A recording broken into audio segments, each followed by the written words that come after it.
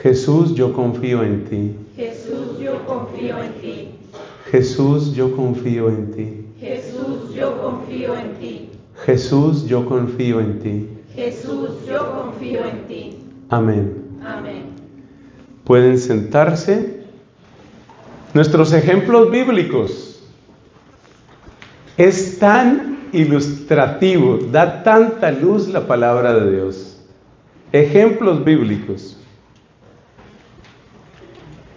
Les voy a dar varias citas bíblicas y es posible que ustedes quieran apuntarlas porque vale la pena después volver a ellas. Por ejemplo, el Salmo 10, versículo 1. Salmo 10, versículo 1. Los textos que les voy a dar son textos que muestran que muchas personas antes de nosotros también se han sentido decaídas, un poco deprimidas, podríamos decir. Se han sentido heridas en la esperanza antes de nosotros. Esas personas, movidas por el Espíritu Santo, dejaron testimonios preciosos en la Biblia. Salmo 10:1 dice: ¿por qué te quedas lejos, Señor, y te escondes en el momento del aprieto? Mira cómo se sentía esa persona. Realmente la palabra de Dios es tan hermosa, porque la palabra de Dios nos va reflejando lo que somos y lo que vivimos, pero nos lo muestra con una luz preciosa, que es la luz de Dios. Tú sabes que cada forma de luz deja ver algo. Así, por ejemplo, con esta luz, pues podemos ver algunas cosas de nuestro rostro, de nuestro cuerpo. Pero con esta luz, yo no puedo ver los huesos. Necesito otra luz distinta. Esa otra luz la solemos llamar los rayos X. Entonces los rayos X me permiten ver cómo están articulaciones, cómo están los huesos. Necesito otra luz para ver cosas. Algunos de ustedes tal vez han pasado por algo que se llama radioterapia. Especialmente lo recetan cuando hay unas situaciones de cáncer. Radioterapia. La radioterapia también es como otra forma de luz con una frecuencia muy particular, una frecuencia intensísima, una longitud de onda muy corta. Y la radioterapia hace lo que no hacen los rayos X, lo que no hace esta luz. Necesitabas una luz distinta para ese tratamiento. Entonces hay como distintas clases de luz. A veces cuando una persona se extravía, por ejemplo en un bosque, la persona se perdió, hay que buscarla. Entonces salen helicópteros, pero resulta que es muy difícil ver dentro de un bosque y la persona puede estar, por ejemplo, qué sé yo, debajo de un árbol frondoso. Entonces utilizan otra luz, se llama luz infrarroja. Tienen detectores de luz infrarroja porque el cuerpo humano pues emite rayos infrarrojos por el calor, la temperatura que tenemos. Entonces, con esos rayos infrarrojos pueden ver en la noche o pueden detectar los rayos infrarrojos de la persona. Cada forma de luz te permite ver algo y hacer algo. Pues lo mismo sucede aquí, mis hermanos. La Biblia te deja verte, te permite verte, pero con una luz, que es la luz del Espíritu, que es la luz de Dios. Entonces, en la Biblia nos encontramos con expresiones duras, que a veces uno dice, pero ¿cómo está esto en la Biblia? Dios mío, ¿por qué me has abandonado? Dice la Biblia. Y uno dice, pero qué palabras esas, como que no creyera en Dios. No, lo que está haciendo la Biblia es tomar lo que tú vives para que aprendas a mirarlo de otra manera. Si tú tomas, por ejemplo, ese salmo, Dios mío, ¿por qué me has abandonado? A pesar de mis gritos, mi oración no te alcanza, etcétera. Ese es el Salmo 22. Tú sigues leyendo ese salmo y te ayuda a mirar tu dolor de otra manera. Te ayuda a mirar tu vida de otra manera. La Biblia es preciosa. Y es muy importante que nosotros nos acerquemos más y más a la palabra de Dios. Entonces dice el Salmo 10, versículo 1, ¿por qué te quedas lejos, Señor, y te escondes en el momento del aprieto? Pero yo te dejo esta tarea. Lee completo ese salmo y verás cómo nos da un mensaje muy profundo. Pero ¿qué es lo que te estoy mostrando? Que la Biblia conoce tu corazón. Que la Biblia sabe lo que tú vives. No hay sentimiento humano. No hay sentimiento auténticamente humano que no esté en la Biblia. Todos están. La ira, la tristeza, la alegría, la esperanza, la desesperanza. Pero la Biblia, reflejando lo que tú vives, te enseña a mirarlo de otra manera. Por eso la palabra de Dios es maestra en la oración. La palabra de Dios nos cambia totalmente. Mira esto que está en Jeremías. Jeremías 14, 19. Se espera la paz y no hay bienestar. Al tiempo de la cura sucede la turbación. Se espera la paz y no hay bienestar. Al tiempo de la cura sucede la turbación. ¿Qué nos está mostrando este texto de Jeremías?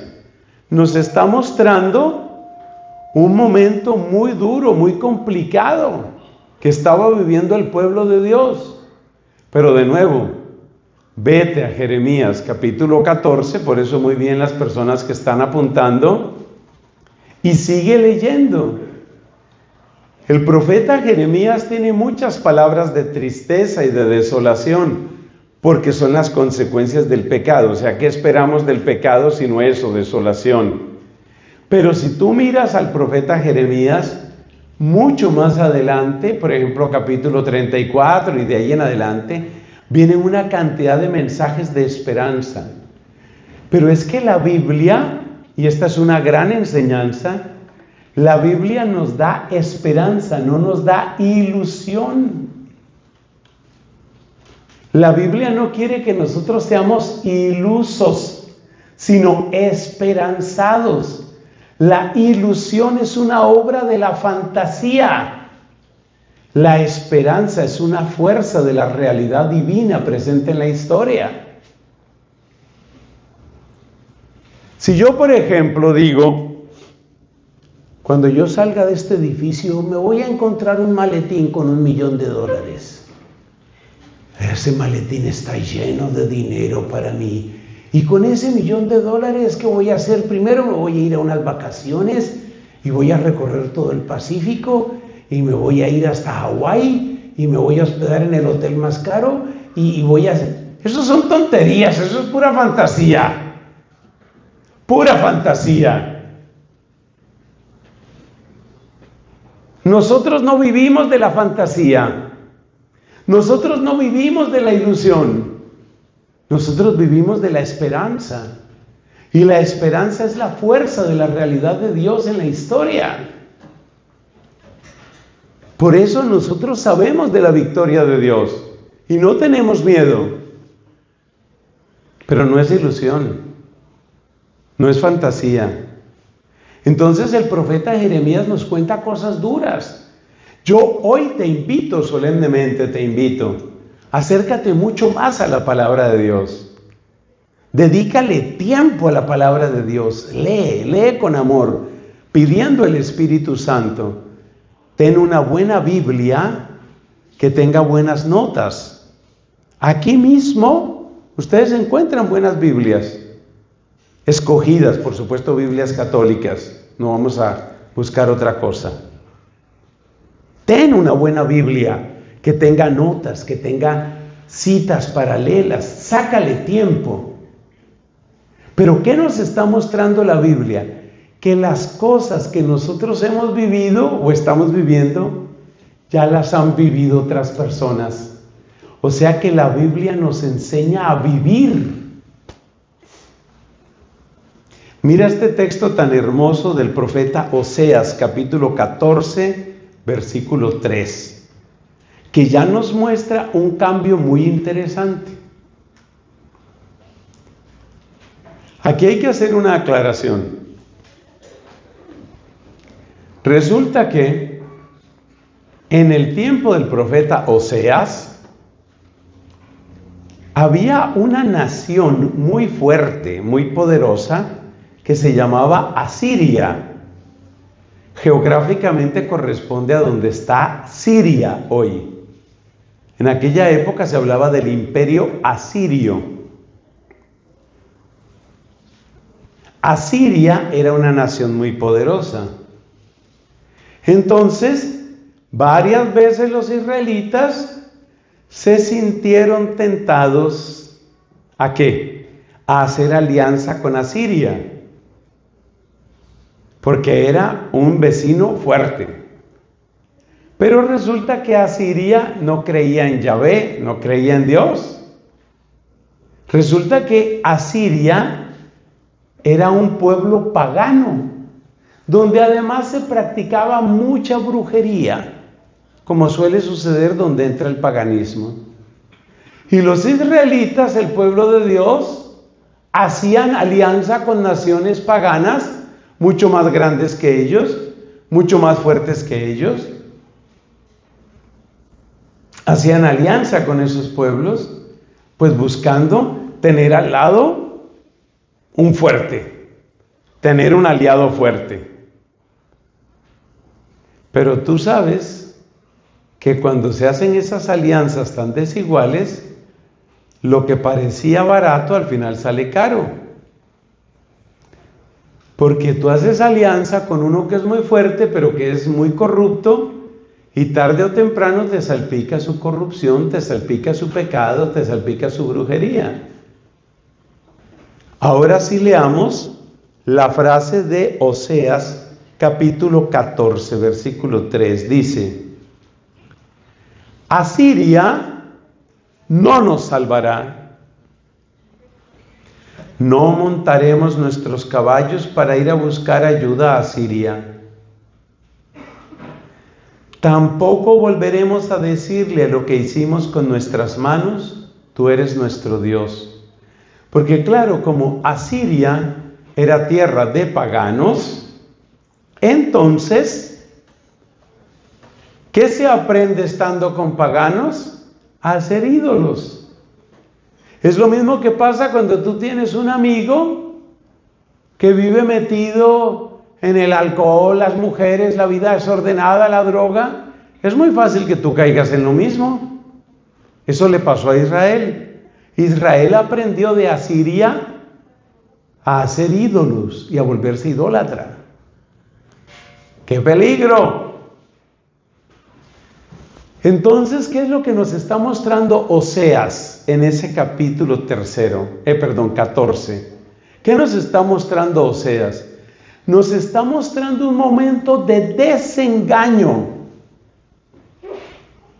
Y esto sí que me fascina a mí, porque resulta que cuando uno llega al desengaño, cuando uno se desengaña de las cosas de este mundo y de los poderes de este mundo y de las brujerías de este mundo, muy posiblemente ya está cerca de Dios. Y esta es una enseñanza muy grande que nos da la Biblia, que es bueno que te decepciones de ciertas cosas. A veces cuando un amigo nos falla, a veces cuando un amor nos falla, a veces cuando los poderes de este mundo nos fallan, caemos así como en una depresión, como en una tristeza. Nos pasan cosas muy horribles, pero es posible que Dios en su bondad esté utilizando esa decepción de las cosas de este mundo para que aprendamos a apoyarnos más en Él. Y eso es lo que muestra Oseas. Cuando Oseas dice estas palabras que están en el capítulo 14, cuando Oseas dice estas palabras, ya esos israelitas habían caído en muchos pecados, ya habían caído en muchas idolatrías. Por eso dice, Oseas 14:13b, dice: no volveremos a decirle a lo que hicimos con nuestras manos, tú eres nuestro Dios. Fíjate lo que dice, no volveremos. ¿Qué quiere decir no volveremos? Que ya lo habían hecho muchas veces. Entonces, ¿qué es lo que nos está mostrando Oseas? Que a veces las decepciones sirven para que uno aprenda en quién tiene que apoyarse. ¿En quién me voy a apoyar? No me voy a apoyar en lo que me falla, en lo que me ha fallado tantas veces. Me voy a apoyar en aquel que nunca falla, en Él me voy a apoyar. O sea que a veces las frustraciones, las contradicciones, las decepciones sirven. Eso duele mucho, ¿no? Eso duele mucho. Yo conocí el caso de una persona que le decía a su enamorado, le decía, yo te voy a querer para toda la vida. Pero para toda la vida fue que duró como 2 años o 3 años o lo que sea y se acabó toda la vida. Claro, eso fue muy duro para ese hombre, muy duro.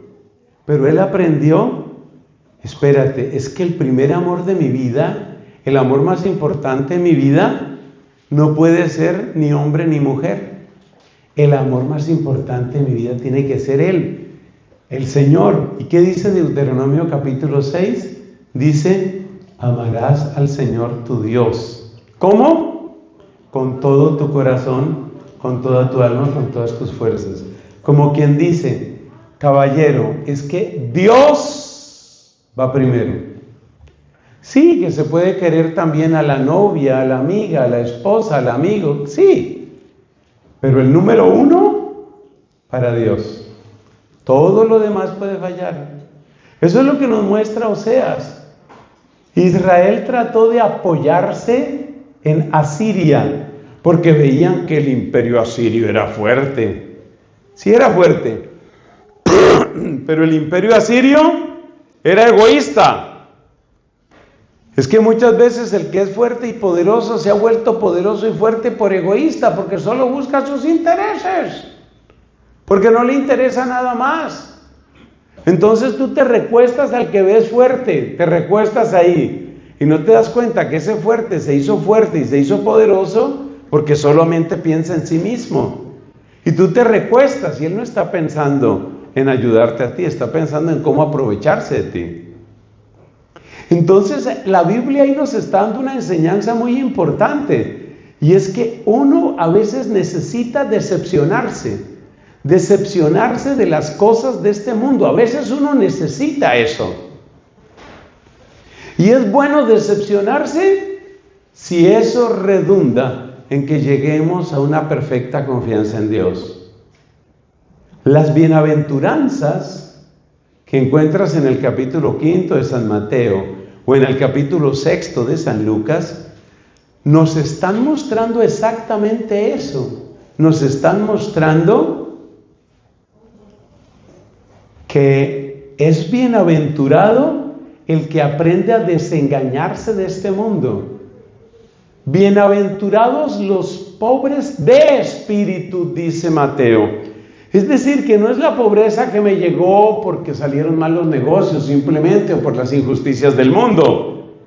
Es la pobreza que tiene una raíz más profunda. Es la pobreza que parte de una actitud del corazón que aprende a confiar fundamentalmente en Dios. Veamos otro texto donde se muestra que la Biblia sabe de esta enfermedad de la esperanza. Mira esto. En Marcos, capítulo 5, los versículos del 25 al 34, encontramos la historia de una mujer que había gastado todo su dinero en médicos y cada vez estaba peor. Esa pobre mujer tenía un problema de sangrado. No había quien le detuviera ese sangrado. Y no es solo el problema de la incomodidad o de la higiene o del dolor. Es que ese sangrado estaba unido, según la ley de Moisés, a una prohibición. Porque resulta que cuando la mujer tiene sangrado, la mujer, según la ley de Moisés, no debería salir de su casa. O sea que esta mujer, además de los problemas de higiene, de dolor, de enfermedad, de malestar, tenía el problema religioso de que la ley de Moisés decía eso. Entonces ella supuestamente tenía que quedarse como una prisionera en su casa. La ley de Moisés no le daba ninguna esperanza a ella. Y entonces ella empezó a gastar dinero tratando de sanarse, pero no se curaba. Es posible que esta fuera una mujer sola, porque nunca se habla de nadie que la estuviera apoyando, ni un papá, ni un esposo, como sería lo frecuente en aquella cultura. Esta era una mujer sola que está enferma, que tiene dolor, que no haya cómo solucionar su situación, y que por eso gasta su poquito dinero que le va quedando para ver si la pueden curar, y no logra nada. Pero usted sabe cómo cambió la vida de esa mujer. Ella asumió un riesgo, en parte desobedeciendo a Moisés, porque según Moisés ella no debía salir de la casa. ¿Usted se acuerda que esa mujer fue la que se le acercó a Jesús? Y ella dijo: si logro tocar aunque sea el borde del manto. Y usted tal vez se ha preguntado, ¿y por qué ella llegó así como a escondidas? Pues la respuesta está en dos cosas. Primero, que obviamente por la clase de enfermedad que tenía es algo un poco vergonzoso. Pero en segundo lugar, porque es que ella estaba desobedeciendo un poquito a Moisés. Por eso ella viene así como a escondidas a robarle un milagro a Jesús. Y efectivamente se sanó porque ella tenía fe. Entonces aquí empiezan las enseñanzas con las que vamos a terminar esta predicación. Y esa última parte de nuestra predicación se llama ¿cómo se reconstruye la esperanza?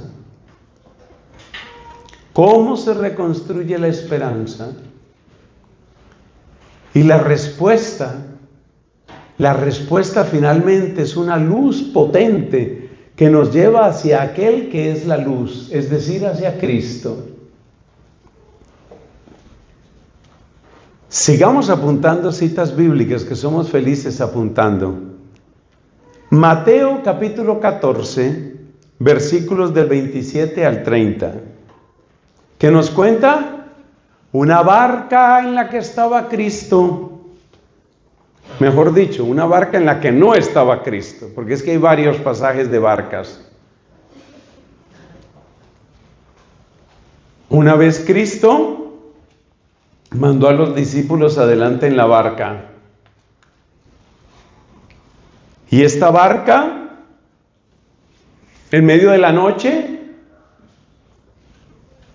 pues estaba sin Cristo. Y de repente Cristo empieza a acercarse a ellos caminando sobre el agua. Ahí es cuando Pedro y todos los demás se asustan, porque no estaba Cristo en la barca y venía un personaje, una cosa, un fantasma. O sea, ¿a quién se le puede ocurrir que alguien pueda caminar sobre el agua? Entonces ellos estaban sin Cristo y con miedo. Y mira las palabras que les dice Cristo. Tengan ánimo, soy yo. Así se reconstruye la esperanza. Si te sientes de noche, sientes que estás como de noche, como a oscuras, como que no ves un camino, si sientes que el miedo te hace ver fantasmas y peligros por todas partes, escucha la palabra de Jesús. Ten ánimo, soy yo. Soy yo. Cuando una persona ha sufrido mucho, se vuelve muy desconfiada, lo decíamos hace rato en un ejemplo. Uno se vuelve muy desconfiado y uno como que no le cree nada a nadie.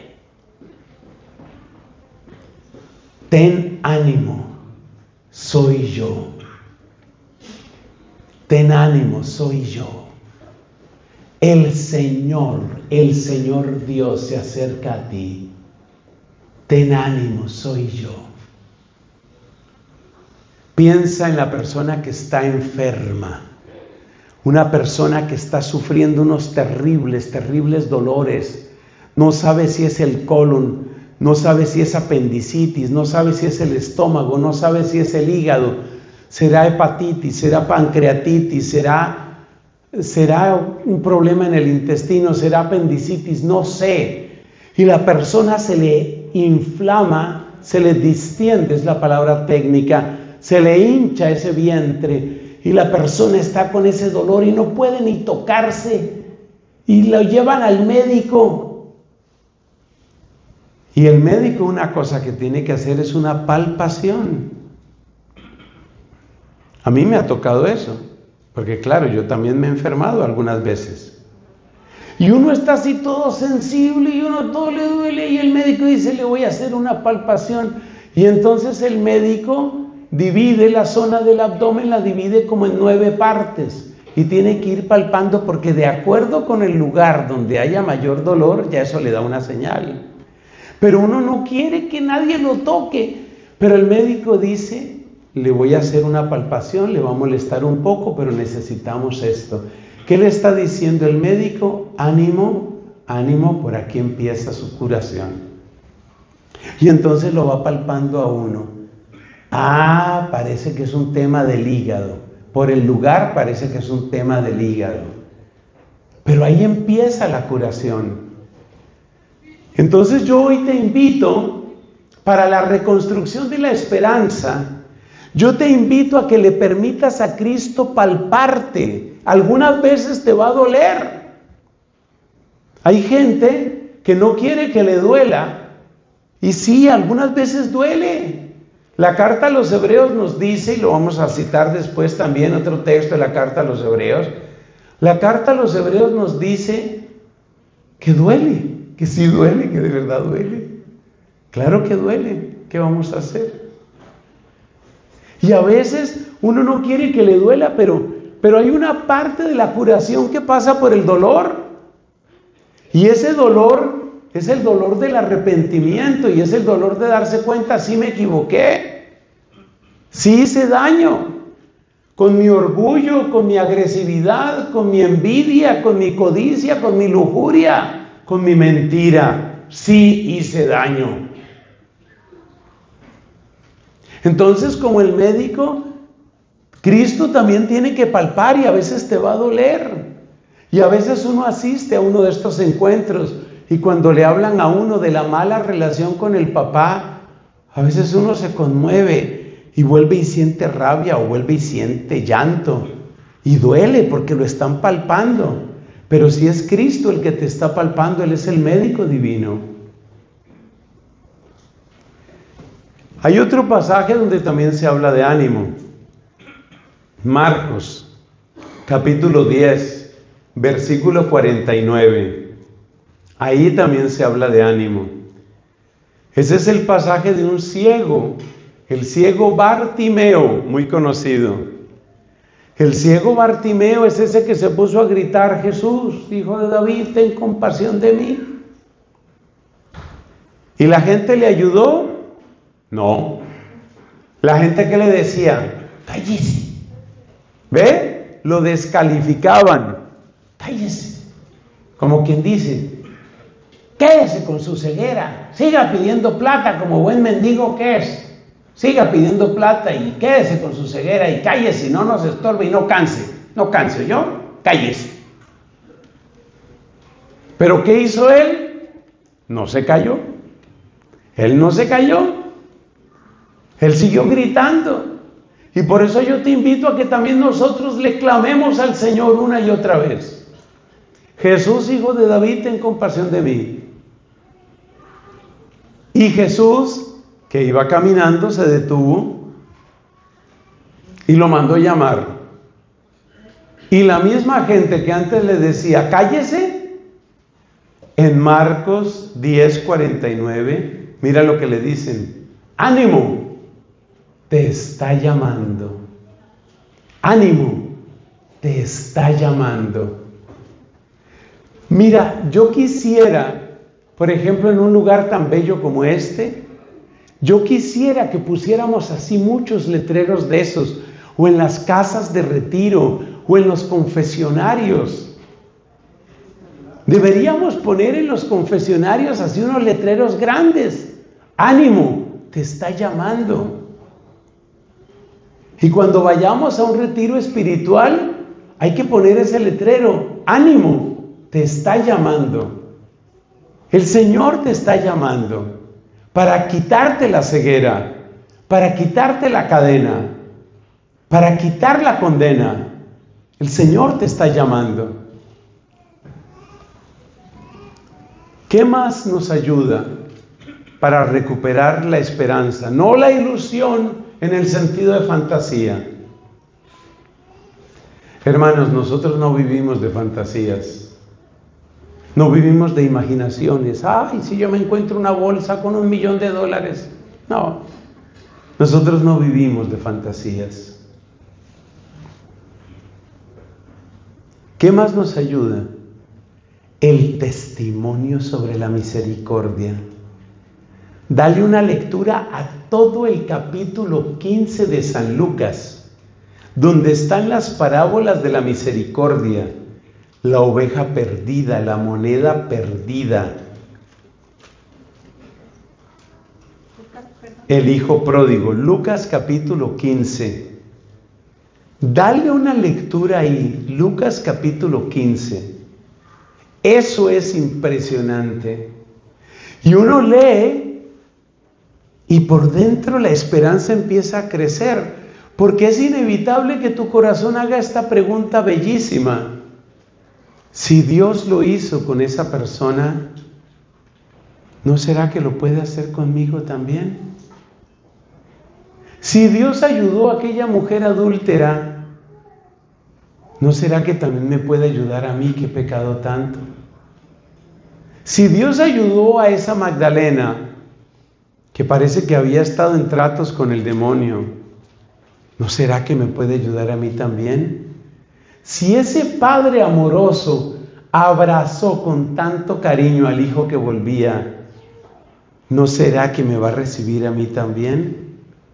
Lee Lucas capítulo 15, dale tiempo, deja que la palabra penetre en ti.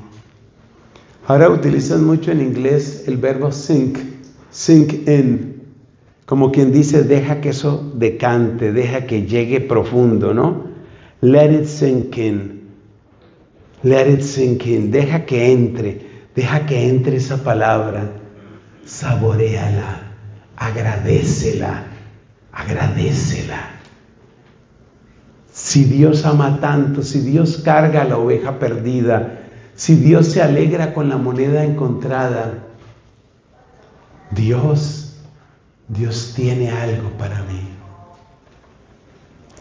En una comunidad que yo acompaño allá en Bogotá, que se llama Familia Espiritual, tenemos un canto, un motete, que dice: tú tienes algo bueno para mí, algo bueno, algo santo, tú me quieres bendecir.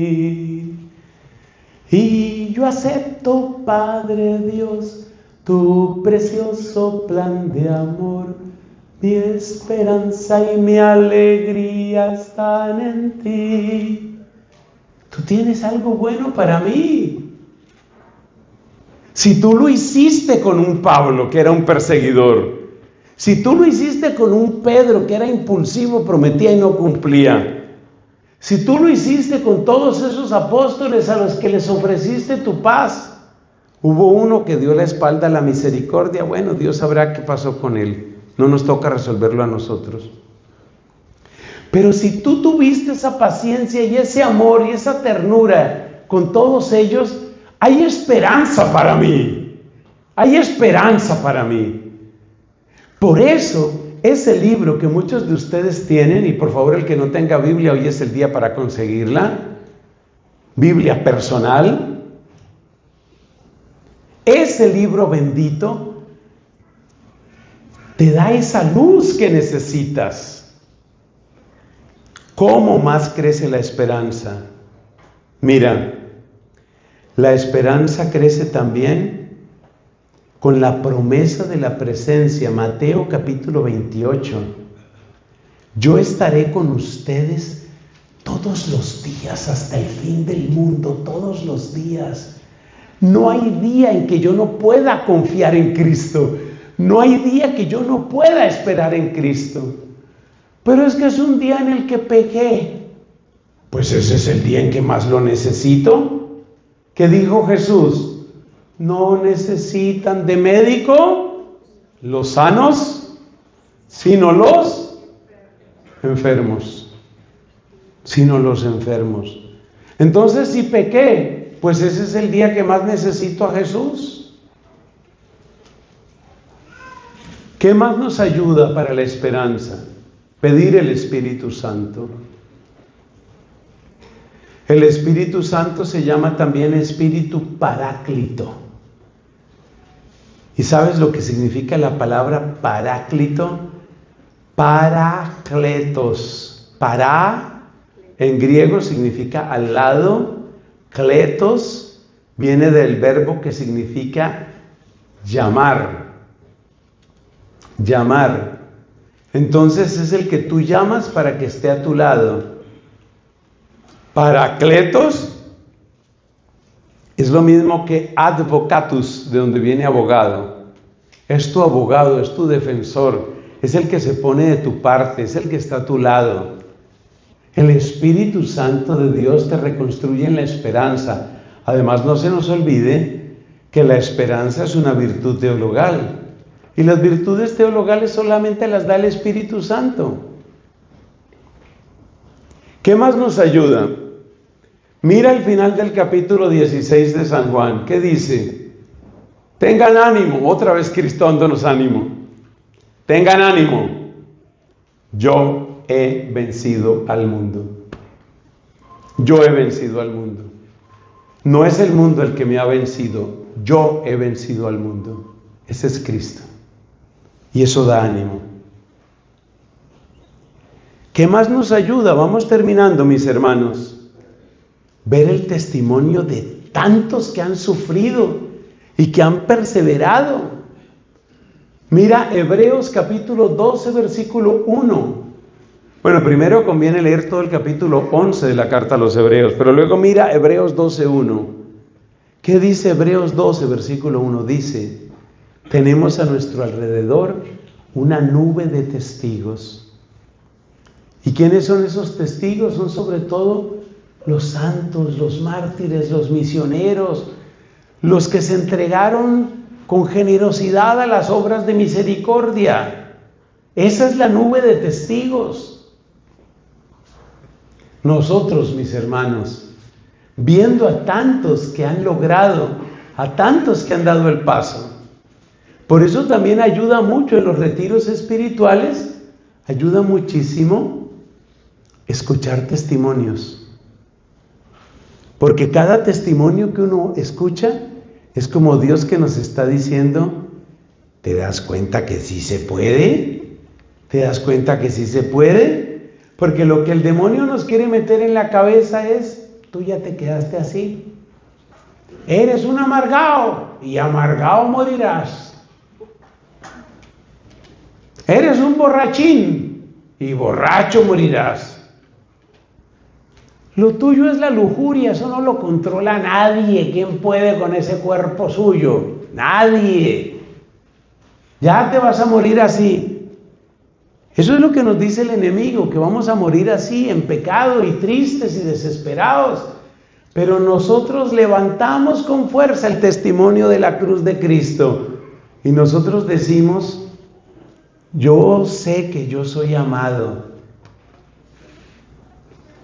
Como dice la primera carta de Juan, hemos conocido el amor que Dios nos tiene y hemos creído en Él. Esos somos nosotros. No, nosotros no nos apoyamos en nuestras propias fuerzas. Nosotros nos apoyamos en el que más nos ha amado. Pongámonos de pies para una pequeña oración final y así cerramos nuestra jornada en este momento para entrar a un momento de descanso y quizás por ahí vi que había como unos alimentos que pueden ser muy interesantes también.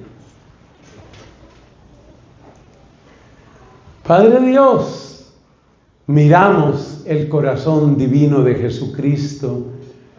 Padre Dios, miramos los ojos llenos de claridad y de ternura de Jesucristo. Padre Dios, miramos las manos santísimas de Jesucristo, manos llenas de buenas obras y que recibieron el impacto salvaje de nuestros clavos. Padre Dios, miramos el cuerpo purísimo de Cristo. Padre Dios, nos aferramos con amor a Jesús, nos apegamos a Jesús, ponemos nuestra confianza en Jesús y no seremos defraudados. Haz renacer en nosotros el don de la esperanza. Con la unción de tu Divino Espíritu, haz renacer en nosotros la esperanza. Necesitamos renacer en la esperanza. Gracias, Padre Dios. Gracias por cada hermano, por cada hermana que ha llegado a este lugar. Gracias por el poder de tu Espíritu.